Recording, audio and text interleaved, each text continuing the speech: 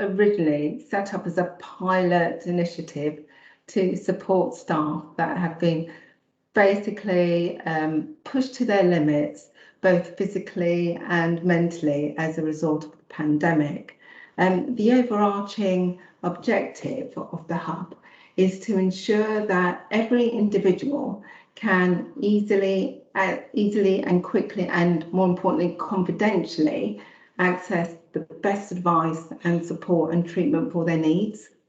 I'm quite proud to say that within the South East, each ICS has a hub in place. So we have 6 functioning hubs. They are in various stages of maturity, but they are all live and they are able to offer support to all staff. Each hub is led by a director of mental health who sits within a trust, and their team have got together to design the hubs to meet the needs and the requirements of their individual staff population. But all 3 hubs have 3 key functions, and the first one is delivering proactive outreach and engagement, and it's that little box at the top. So this is when the hubs contact staff who are deemed at having the greatest risk of suffering mental health problems as a result of the pandemic, and such as critical care and ICU staff.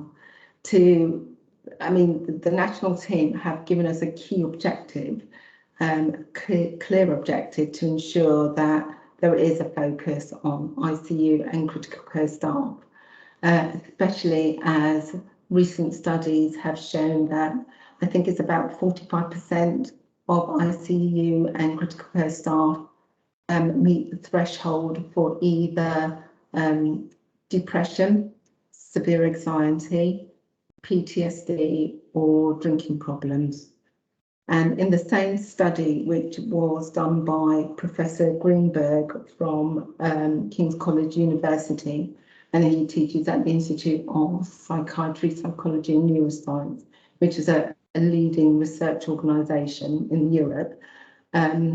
His survey actually showed that 1 in 8 ICU staff reported frequent thoughts of self-harm or being better off dead. So that's why it's vitally important that the hubs continue the work they're doing with ICU staff, and they are been linking in with ICU matrons to design bespoke offers for their teams, which are evidence-based. The second key function is clinical assessment. So the hubs have developed a process whereby if an individual goes to the hub, they are automatically get in contact with a qualified clinician and who's there to assess their needs. They may just need signposting to resources, or their needs may be greater and potentially they will need to be signposted or referred to, let's say, an IUP service. So it's really important. What the hubs do is that they actually assess the individual to the same standard as they do an IAP. And this is really important because it leads to a smoother transition of the individual from the hub to whatever service they're referred to. And it means that they only have to be assessed once. And the third function, which I think is what I like about the hubs, is that once the individual is transferred to IAP, or for example, they are not just left. The hubs continue to get in contact with the staff member just to check in, to make sure it's the right approach, to see if there's anything else that can do to support them. So it's an ongoing relationship to ensure that the staff member gets all the support they need. So moving on to the service. So the service offer is really important. We've got a number of things detailed here now. But what we also do as an organisation, the hubs, they've got links with occupational health, but we're also linking in with NHS practitioner help. And that's really a unique service which deals with staff that have very complex needs.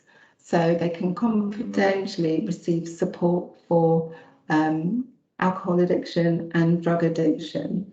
And the service is also available to staff that are 8D and above. They will just automatically be referred to NHS practitioner help. So also as part of the service offer, the hubs have been linking in with a new programme called Shape Recovery. And this is a programme designed to aid staff that are going through trauma and depression.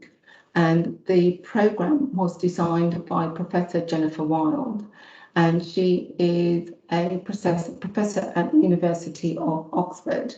And this is a really fantastic little programme whereby your staff member receives one-to-one support for any sort of trauma and depression, and they also receive access to one-to-one treatment as well. So those are the two key additions that we have on the service offer. The reason we focused on trauma in particular, even though I am to the talking therapy, we found that our staff need a bit more trauma-specific support, especially as some of Professor Wild's research has shown that the trauma that staff have been showing now, the symptoms now, are actually triggered by events that have happened, well, actually sort of originate, from events that have started way before the pandemic, pre-pandemic, but the pandemic has actually triggered their PTSD symptoms. So we've just talking to staff, we've been able to source some bespoke support to help our staff with trauma. So I'm going to pass on to Liz now to talk about next steps as an organisation, what we're going to try and do for the quarter. Thanks, Barbara. So we just wanted to have a bit of a discussion with yourselves about how can we work more closely with you and more collaboratively with yourselves as the health and wellbeing teams, and through that work obviously increase the numbers of people who are accessing and using the hubs. So we really just wanted to have an open discussion about what support you feel that you would like from us and how can we work more collaboratively together. I will open up the floor for people to speak.